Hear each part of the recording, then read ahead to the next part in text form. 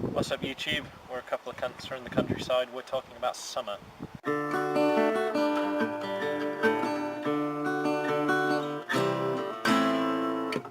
So those of you watching this episode in Britain are probably going to be a bit cheesed off because we're talking about summer, which I'm pretty sure was a week in April this year.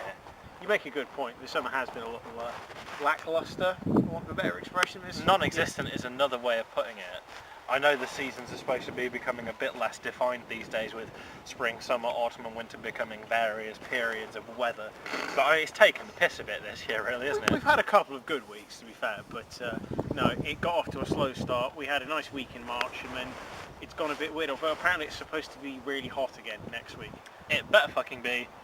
We're literally going on holiday in a couple of weeks, and last year we went on holiday. We usually go the last week of September, which is really fucking weird because you'd expect the weather to be shite. It was like the hottest week of the year last year when we went. I didn't go last year. No, I bet you were re-hacked. I was sat at work all the time. We literally sat there, 30-degree temperature in the office, just sort of like, son of a bitch. The way the weather's been actually the past week or so, it's been a little bit chilly, but it's been sunny and dry. It would have been funnier and more ironic tonight if while we were doing an episode on British summertime if it was raining. You know what? To be perfectly honest, I expected it to I was be expecting fucking freezing or pissing it down. Most of the time we've got nothing better to do than just moan about the weather. And the summertime is always something we feel a little bit pissed off with in Britain because we never feel like we get as good as anywhere else. And that's the thing with Britain. Our weather isn't that extreme by any stretch of imagination, but we never have long enough to get used to any of the seasons. It always seems to piss us off. If you live somewhere like Norway, you get used to the cold. If you live somewhere like Dubai, you get used to the heat. It's because we have, for the most part of the year, we just have usual greyish skies for quite a while. It's not too hot, it's not too cold, you're fine with it. We have about 4 weeks where it's really hot and everyone's literally complaining about melting, and we have 4 weeks where it's fucking cold. And in those times it's really difficult, but the rest of it, it's grey and cloudy. Well, the thing with British people is you get 1 day of sun and every scrawny chav with shit tattoos on his chest insists on taking his top off. You walk down the street and literally it's just wall to wall, either jiggling fat or fucking sparrow-chested, ribs showing, pale-ass motherfuckers who just can't help but like, hey ho, it's not fucking raining, I'm gonna get naked. It's the same when you go to Nottingham, right? If you go any time in the summer months, which includes, I guess, May to September, if there's nice weather, you just get these fucking scally families with their 60 kids chucking them in the goddamn fountain going, alright kids, it's sunny, you're having a bath. It's like, well done Britain, you're really showing how fucking classy you are there. In the park here, there's a tiny little swimming pool, which a paddling pool. Let's be honest. But the water probably only comes up to what, say, our knees about the deepest. Yeah, I think it's maybe 20% water, 80% piss. But it's a nasty little place. You just see like kids paddling and stuff in there. So it's like, well, at the end of the day, I suppose it's giving them good, resistances and stuff. Like, oh, we need a few more antibodies. Just stick them in there. Take them out 20 minutes later, they'll be immune to pretty much everything other than HIV. Fucking shit floating about in there, dead insects, pretty much a solid coating of dead insects on the top there. Dunk your kids in, they come out, if they're still alive, they're pretty much set for life. They could go to fucking India, swim in the rivers there where there's fucking bacteria and parasites that want to crawl up your dick hole and out of your eye and infect you with every disease under the sun. You could chuck them in there, they'd be like, that's cool, I'm Come fine. At me, bro.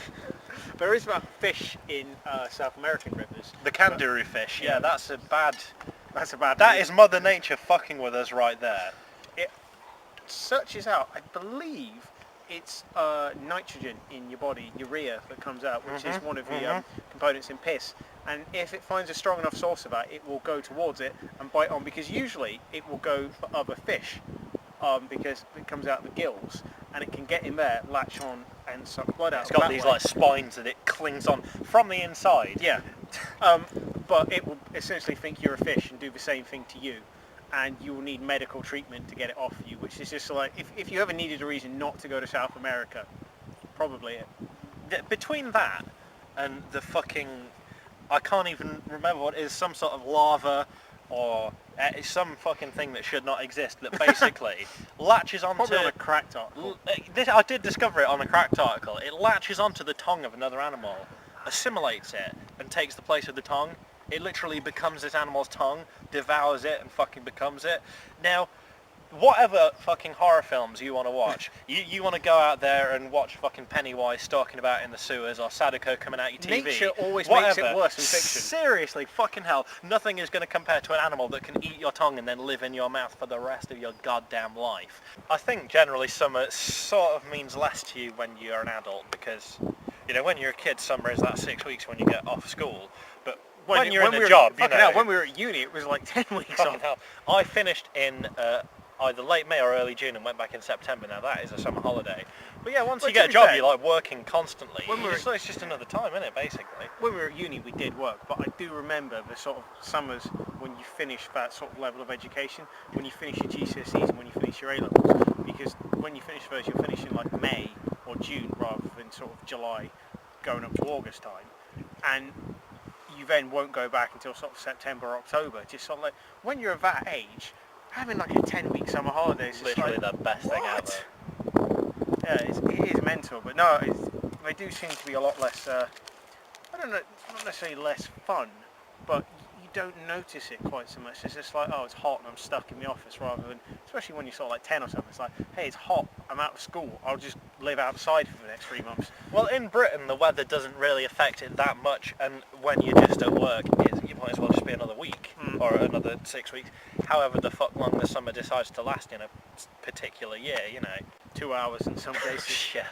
Summer's good though for other reasons. I mean, people do have them year round, and I'm always a fan of having them all year round, but people do tend to have more barbecues in the summer.